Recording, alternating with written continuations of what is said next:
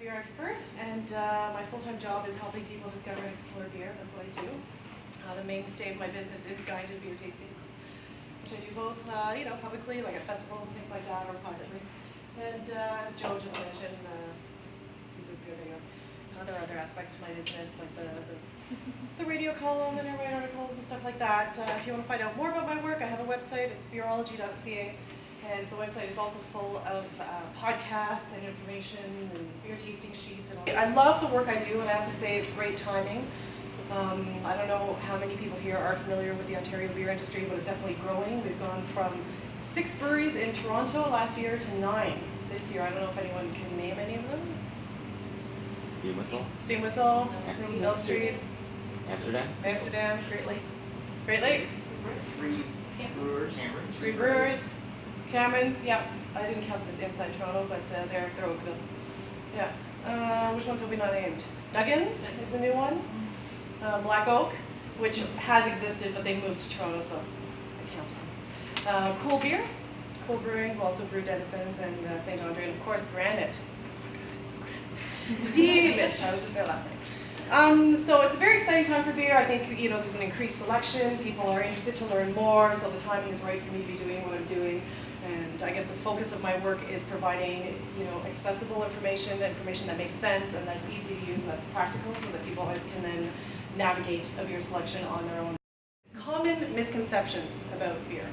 So I thought that would be a good topic for me to focus on because I don't necessarily need a beer in my hand. And it's interesting because I guess with the work that I do with the guided tastings, I'm very much in the trenches, so I can ask people. I thought I would just focus on one thing that has been really bugging me and that is recurring, and that is the idea that beer is not healthy.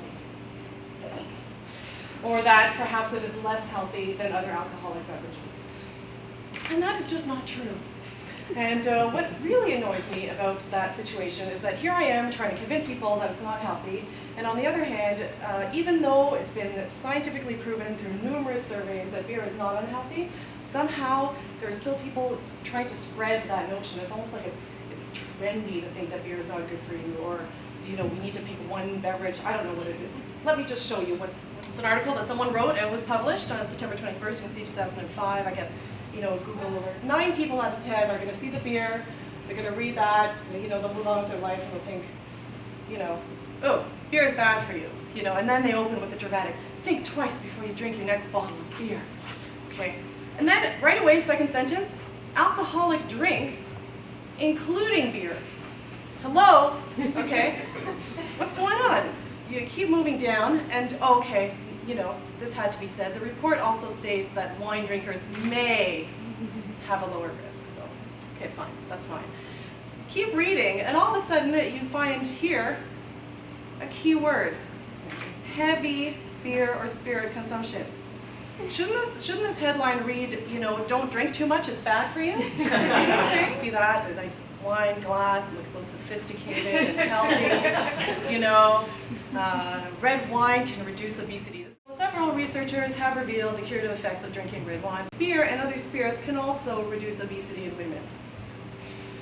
The same inverse association. What's going on? Here we go. Consuming, and then you read the small print, consuming 12 units of alcohol. And for those of us who aren't British, which I'm not, I looked it up, 12 units of alcohol is 6 pints in one sitting, 6 glasses of wine, or 10 shots in one sitting.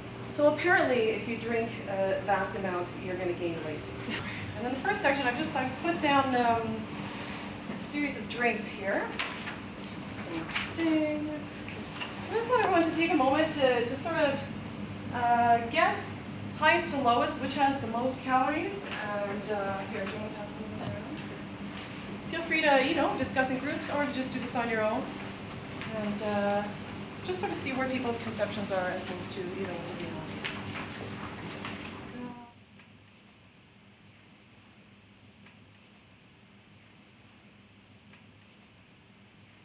Milk is the highest?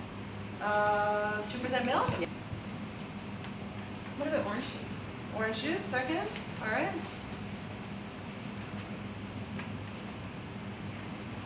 Now we'll say beer. Beer. So far we've got 2% milk is the highest, then orange juice, then beer, then milk. And I'm not sure where wine is fitting in here. 45. The lowest calories? Well, Apparently. Does anyone have any sort of, want to do any tweaking with those numbers, or is everyone pretty comfortable? Yeah? I think orange juice is going to be number one. You think orange juice is going to be number one? Okay. Table wine, I'm going to do, this is where I got all the calorie counts from, has 25 calories per ounce. Orange juice has 13, skim milk has 11, 2% milk has 15, and beer has 13. So if we turn that into the numbers here, because we've got our smaller glass of wine and our bigger glasses of everything else, the wine is 175 calories, the orange juice is 156, 132, 180, and 156 for the beer.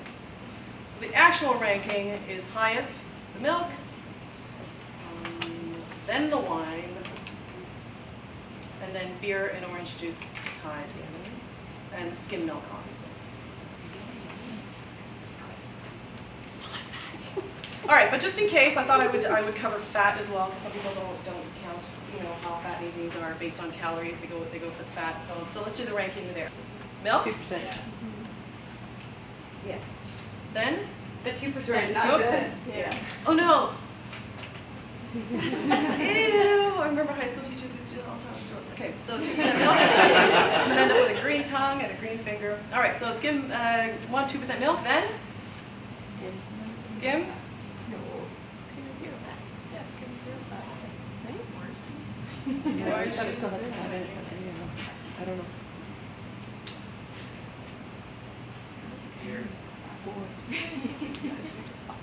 And then. All right, that is actually completely accurate, except neither beer nor wine have fat. that. How do you feel about the carbs? What would be number one? OJ. Orange juice. All right. Beer. Beer. Wine. Wine. Wine. 2%. Or wine. Interesting. Do you count alcohol sugars as carbs? Yes. This is according to caloriecount.com. I looked for a neutral source, and their table wine, this is the 10.5% alcohol red table wine, and the beer is just a standard 5% alcohol beer. Above and beyond that, I can't tell you how they counted the carbs. Why do you have a disagreement with the lineup here? Oh no. Do it differently? Yeah, well, alcohol sugars don't have a substantial effect on your insulin levels, and so sometimes they exclude it from carb counts. All right, well, you might be able to determine that when I give you the carb count. Let's, I'll put down the actual carb count, and then you can tell me. How's that? All right, so drum roll. Okay, wine, 7-ounce glass, 5.6. I should have put a unit measurement, shouldn't I? What do you think that is? Tons. Huh? Grams? All right. Thank you. Beer, not math. All right. Orange juice, 38.4. Skim milk, 17.4. Interestingly, the 2% milk is 18. I wouldn't have expected these two to be so close, but I don't know about carbs. And beer is 12.6. So the table wine does indeed have less carbs than beer, but that is because beer is made from grains.